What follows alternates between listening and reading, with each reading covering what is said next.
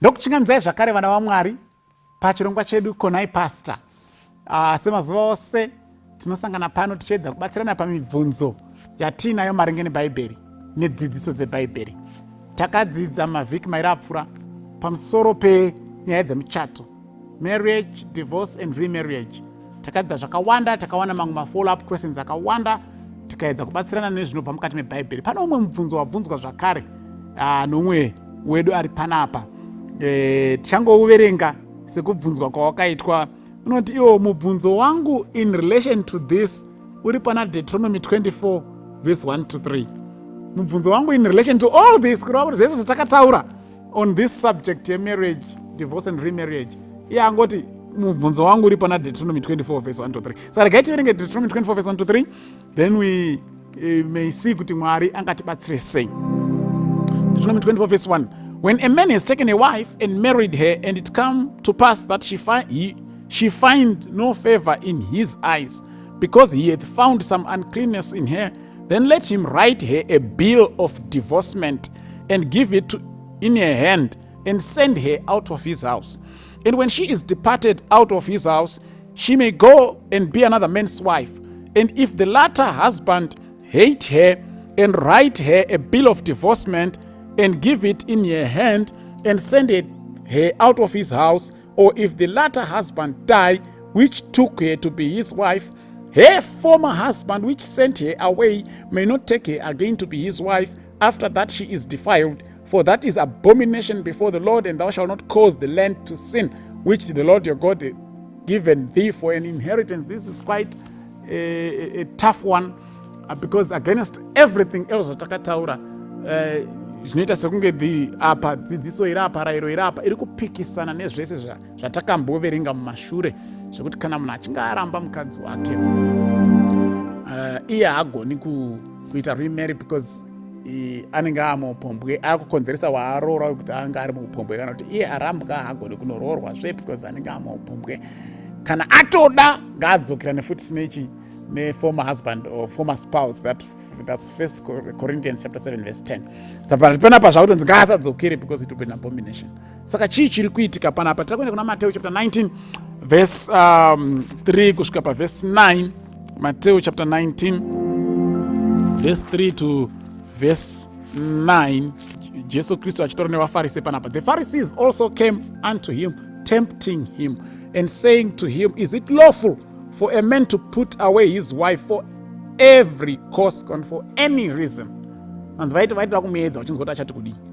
he answered and said to them, have you not read that he who made them at the beginning made them male and female, and said, for this cause shall a man leave father and mother, and shall cleave to his wife, and they two shall be one flesh. Therefore they are no more two, but one flesh. What therefore God hath joined together, let no man put asunder. They said unto him, why then did Moses command to give a writing of divorcement and to put her away? He said to them, Moses, because of the hardness of your hearts, suffered you to put away your wives, but from the beginning it was not so. Ndopatiri kudai papapo. Zvikanzi vauya vachimuedza zvakana munhu anogona kuti anotendera kuramba mukadzi wake for any reason. Jesu achibva ati aiwa, it was not so from the beginning. Mwari akatoti kana murume asiya baba wake namai wake vaviri vachabatana vachava nyama imwe. Naizvo zvabatanidzwa naMwari hapana munhu anogona kuzvidambura. Anzi muri kudaro yenyika, asi isusu Moses akatitendera. Akati tinogona kungomunyorera a letter of divorce. Anzi naJesu Moses akatendera izvozvo because of the hardness of your hearts. Because muri vanhu vari stiff necked. Ndoda kumbokuratidzai futi pamwe, tiverenge pamwe pakademonstrata vanhu kuva stiff necked, uye kuti Mwari akaresponda sei pavanhu vakaoma moyo, kana kuti vane moyo mikukutu. Ndira kuenda pana Numbers chapter 11 verse 18 to 20. Numbers chapter 11 verse 18 to 20. Vasvika panonzi paKibroth Hatava, vari kufamba kuenda kuCanaan, verse 18. And say thou to the people, sanctify yourselves against tomorrow, and you shall eat flesh, for you have wept in the ears of the Lord, saying, who shall give us flesh to eat? For it was well with us in Egypt. Therefore the Lord will give you flesh, and you shall eat. You shall not eat one day no 2 days, no 5 days, neither 10 days, no 20 days, but even for the whole month, until it comes out from your nostrils, and it will be loathsome to you, because that you have despised the Lord which is among you, and have wept before him, saying, why came we forth out of Egypt? Now, Mwari ane kudhila kwaanoita nako nevanhu vanenge vataridza kuti vari kufarira zvinhu, kunyange iye Mwari anga avaudza kuti zvinhu musazviite, but vanhu vakainsista kuti toda kuzviita. Mwari anopedzisira ati okay fine, chiitai. But chiitai wacho muda kuti mumuone kuti ane kuramwa mukati. Varume vakasvika pakuti aiwa, ini ndikangoona kuti mukadzi wangu haasi kundifadza mba, haasi kubika zvakanaka, because yaitonzi akangoona something chisingori right paari munyorere tsamba. Mwari anga ati ndovenga zvinhu izvi, but vakati aiwa, kana ndakuona kusvikira Mozisi ati okay fine, at least chimunyorera tsamba, afambe akabata gwaro rinoratidza kuti zveda imbwa mukadzi wemunhu, asi akarambwa kuita kuti anodake kumuroora wakazomuroori. That was a condition yakauya nekuda kwehukukutu hwemwoyo hwevanhu sezvitaurwa naJesu Kristu, kuti it was not so. Zvakatotenderwa nekuda kwokuti vanhu vakaoma musoro. Samukaona patiri kuerenga pana Numbers, Mwari anga avapa a diet, a prescribed diet yavaidya during the wilderness vachienda kuKenani. Mana yaidonha